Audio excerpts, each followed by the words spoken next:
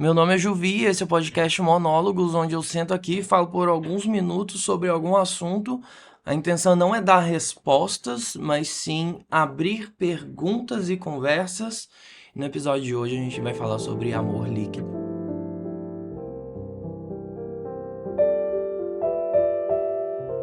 Amor líquido é um conceito elaborado pelo polonês Zygmunt Bauman, que é um sociólogo muito importante. Ele reflete muito sobre a modernidade líquida, não só sobre o amor, mas eu acho que o ponto que mais chama atenção quando a gente fala de Bauman, que é mais popular, é a questão do amor, porque é uma demanda muito frequente quando a gente pensa nos pensamentos, nas rodas de conversas, nas demandas por terapia.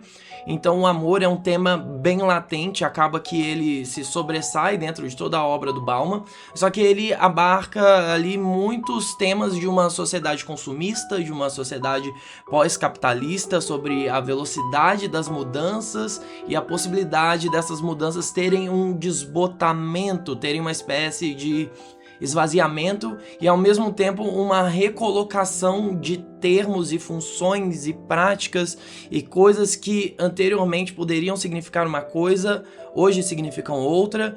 Assim como o amor se dá de uma maneira socialmente diferente, eu diria que a cada década esse conceito muda e se atualiza e a gente ganha novos moralismos, novas liberdades. Então existe essa fluidez. Então por isso que ele analisa o amor como algo líquido também. Não só o amor, mas ele vai falar sobre medo, ele vai falar sobre o tempo, vai falar sobre diversas coisas na sua obra. Mas o que é isso do líquido? É algo que você escorre pelas mãos, é algo que se esvai, é algo que se adequa a novos formatos, é uma possibilidade de adaptação e ao mesmo tempo uma possibilidade de fuga, é sobre a efemeridade das coisas não pelo desaparecimento, mas sim pela movimentação. E o amor líquido, ele vem nessa forma de uma lógica de um produto quando a gente pensa em capitalismo, que tem essa intensidade no início, mas ao mesmo tempo tem um prazo de validade meio que embutido ali. É uma lógica de fast food, né? Existe o sabor, existe o marketing, existe a imagem, mas não existe a possibilidade de nutrição a partir disso. Ou melhor, a possibilidade de não nutrição é reforçada por isso, porque existe a capacidade do amor ainda ser nutritivo em tempos de liquidez. E existe a possibilidade de adaptação. Então, esse monólogo não é algo pró-amor líquido ou contra amor líquido, mas sim sobre o paradoxo do amor líquido. Paixão. A gente vai se debruçar em cima do livro Amor Líquido, do Zygmunt Bauman, nesse trecho, porém apenas no primeiro capítulo, que é apaixonar-se e desapaixonar-se. Então, existe no início desse capítulo um paralelo entre amor e morte, e esse paralelo de amor e morte é do ponto de vista de que ambos não podem ser penetrados duas vezes, assim como o rio de Heráclito. Quando a gente pega na filosofia o rio de Heráclito, é o quê? É impossível um homem entrar duas vezes no mesmo rio, porque as águas terão corrido, as águas já são outras, e o ser humano que entrou no primeiro rio é um ser humano totalmente diferente do ser humano que entra a segunda vez no rio. Ou seja, o rio se modificou, o ambiente, a circunstância, a sociedade, os conceitos, assim como o ser humano também se modificou junto com esse rio. Eu acho que existe uma analogia aí do ser humano ser composto por água também, então tem essa brisa filosófica. E sobre o amor e a morte, existe esse caráter de que se pode penetrar apenas duas vezes, uma vez cada um, porque nunca você ama igual e você só vai morrer uma vez. Ou seja, não existe ensaio para morrer, não existe ensaio para amar. Quando acontecer a morte ou o amor, ambas as situações vão pegar você desprevenida. Ou seja, a gente precisa entender que a morte vai acontecer uma vez só. O amor, ele vai acontecer uma vez só de maneira única, mas em estruturas diferentes, mas que configuram uma mesma prática, uma mesma ação. Ou seja, entender o amor como um verbo. Ou seja, o amor é uma habilidade. E por ser uma habilidade, ela precisa de prática e assiduidade, ou seja, você precisa reforçar aquilo no seu dia a dia.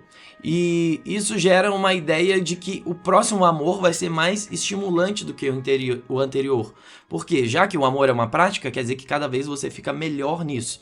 Mas quando a gente pensa essa sociedade de consumo que inspira esse consumo imediato e ao mesmo tempo esse prazer satisfatório, esse prazer passageiro junto com uma satisfação instantânea, a gente vê que existe um bug mental dentro disso, né? De que ao mesmo tempo que se busca a impermanência, se busca a permanência. E existe essa noção de futuro intrínseca no amor e a descartabilidade, a possibilidade do próximo ser melhor ou diferente, ou de ser uma grama mais verde, é algo que faz com que os amores acabem se esvaindo. E isso também tem a ver com o tédio de um amor saudável. Porque se vive tanto amores instáveis e toda a nossa referência de mídia é em cima de amores instáveis, né? Os romances, as peças de teatro, as músicas, é sobre problemas do amor, questões do amor. E quando a gente entra num amor saudável, a gente acaba não estando preparada para a realidade dele, que é lento. Pode parecer tedioso, mas parece tedioso porque a gente vive uma sociedade hiperestimulada. Ou seja, a gente não consegue se adaptar àquilo porque a gente vê que o mundo corre em outra velocidade. Só que o mundo corre em uma velocidade artificial por conta desses fenômenos liberais, capitalistas, esses fenômenos de consumo que estão na nossa mente desde a nossa infância e que cada vez mais são mais presentes. Hoje em dia a gente vive um mundo digital repleto de publicidade, repleto de informações concomitantes. A uma passada de dedo a gente vê alguém na Grécia, ao mesmo tempo vê alguém vendo um filme e você quer saber que filme que essa pessoa viu, ao mesmo tempo é uma selfie de uma pessoa muito bonita, então você dá like naquilo numa lógica de consumo. E nisso a gente percebe que existe essa dualidade entre o amor e o desejo, porque o desejo vem dessa vontade de morrer, essa necessidade de satisfação, ou seja, o esgotamento. Eu tenho esse desejo, eu tenho esse objeto de desejo, eu preciso alcançá-lo, e depois que eu alcanço, eu adquiro o tédio de possuir, e antes disso eu tinha a ânsia de ter, ou seja, é um ciclo que tem um fim. Já o amor é uma vontade de preservação, é uma vontade de cuidado, é um ciclo que se alimenta dia após dia e que necessita dessa prática. E os relacionamentos, no fim das contas, eles têm mais a lógica do amor do que a lógica do desejo, embora a gente, enquanto sociedade de consumo, tenda a ver tudo como a lógica do desejo, e é sobre isso que Bauman fala de maneira resumida em sua obra inteira, não só sobre o amor. Mas quando a gente pensa em amor, a gente tem que pensar que relacionamentos são investimentos, e você investiria até que a morte separe algo que você acabou de conhecer, você prometeria a eternidade para algo que está no início. Então se entra nesse ciclo de liquidez onde você, no início, vê a possibilidade de esvair, então por que não esvair? Já que agora é pouco para eu prometer eternidade. Então, existe uma baixa disposição em nós, enquanto sociedade, por conta do formato que a gente vive, da intenção de permanência das coisas. E a verdade é que essa intenção de permanência, às vezes, é vista de um ponto de vista muito egóico, individualista, quando na verdade o amor, quando a gente pensa nessa lógica mais monogâmica, que é a lógica da maioria, o amor é duplo, ou seja, consentir em determinar o futuro, porque não depende só de você pensar o amor romântico, porque o amor romântico não é uma decisão feita a um, é uma decisão feita a mais de um. Então, essa ansiedade é um fenômeno individual, egóico, que faz com que a gente haja no fluxo da liquidez ao invés do nosso próprio fluxo. Amor sólido. Se a gente pensa em tempos líquidos, em amores líquidos, pressupõe uma alteridade a isso, uma contraposição a isso. Então seria a existência também de tempos sólidos, de amores mais sólidos. E isso é ligada a uma lógica conservadora, uma lógica de status quo, uma lógica de sociedade mais engessada e de mais permanência, de menos mudança, menos fluidez. Ou seja, a gente pensa numa rocha grande, numa montanha, é algo que está estático, que tem uma mudança, mas é uma mudança muito lenta, muito gradativa, e é algo que tem a possibilidade de machucar ao invés de refrescar, quando a gente pensa na dualidade sólido, líquido, pedra, água, né? Então, a gente percebe, analisando os nossos pais, nossos avós, que tempos mais sólidos já existiram e eram tempos muito opressores, muito misóginos, especificamente quando a gente pensa essa realidade da maioria do relacionamento romântico cis heteronormativo. E eu acho que o maior erro na análise do Bauman, quando ele fala sobre amores líquidos, é que ele não tem um recorte de gênero dentro disso, que é fundamental. Por quê? Porque a realidade do amor hoje, da ficada, da não monogamia, da possibilidade de divórcio, de traição, de executar fetiches que não estejam apenas numa lógica a dois em um relacionamento, já não encaixa tanto a teoria nos nossos tempos. Porque se a gente pensa no tempo dos nossos pais, um divórcio às vezes era um motivo de discriminação para uma mulher enquanto sociedade. Da mesma forma que o tabu da virgindade, da mesma forma que todo mundo tem uma história de que não, casou muito jovem, aí tá ficando com esse homem, aí é a mulher que já tá insatisfeita naquele relacionamento, o cara tá usando aquele relacionamento como uma dinâmica de poder, de capricho, nessa lógica da mulher ser a dona de casa, e ela gerenciar as emoções e ao mesmo tempo cuidar dos filhos. Então é uma lógica de propriedade dentro do amor que evoca essa solidez. E essa solidez a gente vê, tipo, quantos relacionamentos não terminaram porque o certo é até que a morte os separe, nessa herança cristã um tanto opressora. Quantas pessoas deixaram de viver uma vida mais feliz porque se atrelaram a um relacionamento que aconteceu ali por volta dos seus 17, 18, 19 anos de idade. E hoje quando eu penso, nossa, quando eu tinha 17, 18, 19 anos de idade, era tipo... que ser humano eu era. Imagina se isso acontece comigo e que desdobramento, que efeito borboleta isso tem na minha vida, né? Então a gente já viveu tempos muito mais opressores do ponto de vista do amor, onde existe um julgamento moral em cima do amor que se esvai, em cima da movimentação, uma pauta moral de dominação do sexo, de domínio dos corpos, de domínio das possibilidades de prazer. Então, quando a gente pensa essa realidade sólida e conservadora e do status quo, que é mais para a dominação dos corpos e a serviço de uma lógica capital cristã e não a serviço de uma felicidade, a serviço do desejo, da possibilidade de se apaixonar e desapaixonar, de viver várias coisas em uma vida, já que existem possibilidades de viver vários amores diferentes. Por que a gente vai viver um amor só a vida inteira? Então, a gente tem que pensar que o aspecto líquido do amor, que Bauman coloca como uma crítica aos relacionamentos e à duração dos relacionamentos atuais, pode significar também a possibilidade de positividade dentro disso. Então, sempre é um paradoxo, sempre é uma dualidade, porque no fundo existe um desejo de estabilidade, de permanência, de solidez, de rigidez em cima dos relacionamentos, do amor, do afeto, do carinho, que exige uma constância, a construção de uma vida, a noção de família, comunidade, tá atrelada a essa solidez. Mas ao mesmo tempo, as prisões dos relacionamentos abusivos estão também atreladas a essa solidez. Ou seja, o contraponto do amor líquido vem como a possibilidade de ter uma revogação em cima dos relacionamentos, dos amores, a possibilidade da instabilidade, a possibilidade de voltar atrás, inclusive de quem a gente já disse amar e que hoje a gente percebe que não cabe mais na nossa vida.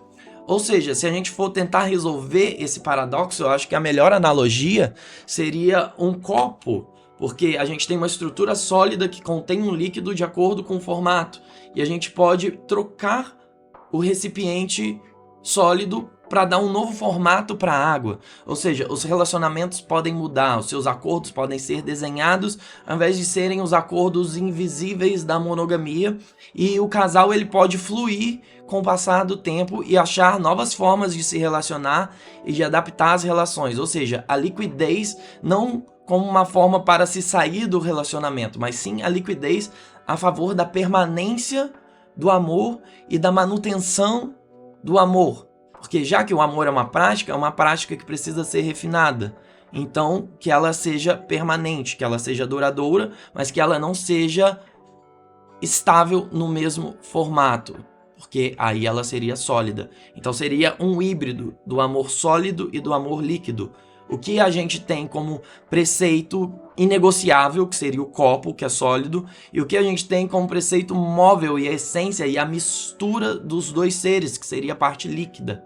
E isso promove também a possibilidade da mudança do líquido ou a mudança do formato, e isso faz com que a gente possa alcançar uma experiência personalizada do que é o amor segundo as nossas necessidades, segundo a nossa vida, segundo as nossas demandas de afeto, sem que necessariamente isso se esvaia pelas mãos e vamos em busca de um novo amor. Então existe esse híbrido de personalização, acordos, conversa, que se encaixa mais numa lógica não monogâmica.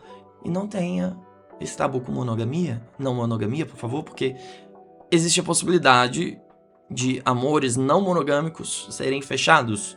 A não monogamia é sobre a engrenagem romântica não ser o eixo principal. Mas isso é assunto para outro episódio, ok? Ok. O fim. Bauman fala que tem muita relação do amor com a morte. E a morte a gente entende como um fim, no sentido de término. E o amor, ele é um fim também, mas no sentido de finalidade. E no final das contas, não é sobre a falta de desejo que existe a impermanência do amor, mas sim sobre o excesso de medo. E é um medo do quê? É um medo do peso, é um medo da entrega, é um medo do tédio da permanência, porque a gente vive, como eu já disse, numa sociedade hiperestimulada. E nisso, a conclusão que a gente chega é sobre a necessidade da gente saber entrar, ou seja, saber nadar, e a possibilidade também da gente saber sair quando a gente percebe que aquilo não é mais pra gente.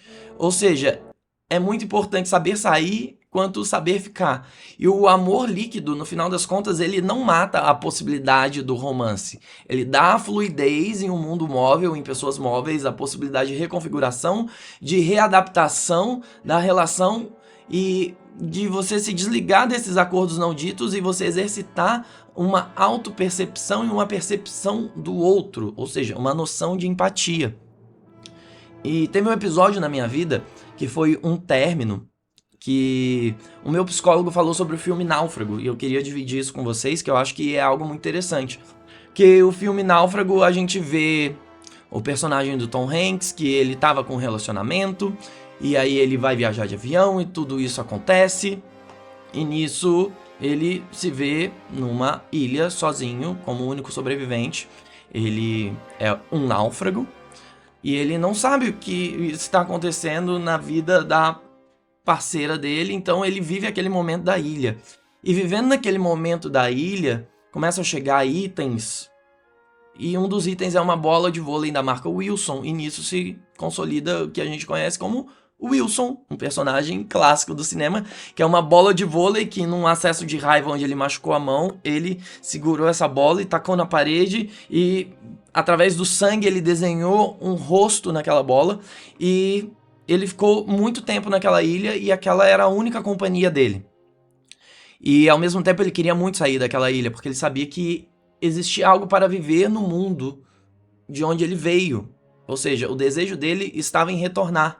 Mas ao mesmo tempo o Wilson foi fundamental durante aquela etapa da vida dele. Mas, quando ele consegue montar a sua jangada e ele coloca o Wilson para levar o Wilson com ele e tudo mais, em algum momento ele se vê no mar, na água, por conta das ondas, e o Wilson também. E ele tenta resgatar o Wilson. Mas em algum momento ele percebe que não dá pra ele resgatar o Wilson. Se ele vai até o Wilson, os dois morrem. E se ele continua, ele consegue sobreviver, porém sem o Wilson. Então, é uma relação com o Finn que existe ali, de entender que ele sabia o que ele queria viver e ele sabia que não era ali. Ao mesmo tempo, continuar com o Wilson significaria a morte. Ou seja, às vezes a gente está em um relacionamento tóxico ou um relacionamento que já se findou, que não é para ser mais uma dinâmica romântica, talvez de amizade, ou simplesmente as coisas esfriaram e a necessidade de fluir, de se esvair, se faz necessária para a própria sobrevivência. Então existe uma decisão a ser tomada, que é deixar o Wilson ir. Tipo, a nossa relação foi muito boa, Wilson, até aqui. A partir daqui, eu preciso seguir o meu caminho e você seguir o seu. E esse é o fim, essa é a impermanência. Existe um mundo lá pra mim. E a existência do Wilson, lógico que, né, não era um relacionamento romântico e nem um relacionamento humano, mas a gente percebe que nada de mal vai acontecer com o Wilson também. Ele é uma bola de vôlei.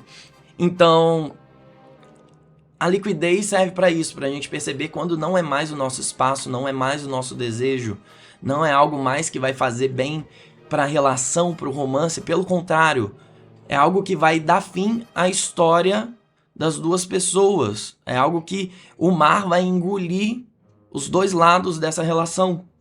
Então, essa questão da impermanência se faz necessária para a vida continuar existindo e o amor continuar existindo em outras formas, em outras adaptações, em outros recipientes, em outros mares, em outros rios. Às vezes foi bom até ali e as coisas precisam fluir. E eu queria encerrar esse podcast com o trecho do livro Tempos Líquidos, do Zygmunt Bauman, que ele vai falar sobre a felicidade. Mesmo as vidas das pessoas mais felizes estão longe de serem livres de problemas. Poucos de nós estão prontos a declarar que tudo na vida funciona como gostaríamos que funcionasse. E até esses poucos têm momentos de dúvida. Tudo é fluido, nada é certo. A gente tem que usar a liquidez das coisas ao nosso favor e a solidez das coisas a nosso favor. E não existe fórmula pronta para isso, assim como não existe fórmula pronta para os relacionamentos românticos. A gente tem que achar o nosso jeito de viver os amores dentro dos nossos conceitos de solidez, os nossos conceitos de liquidez, porque tudo faz parte da vida.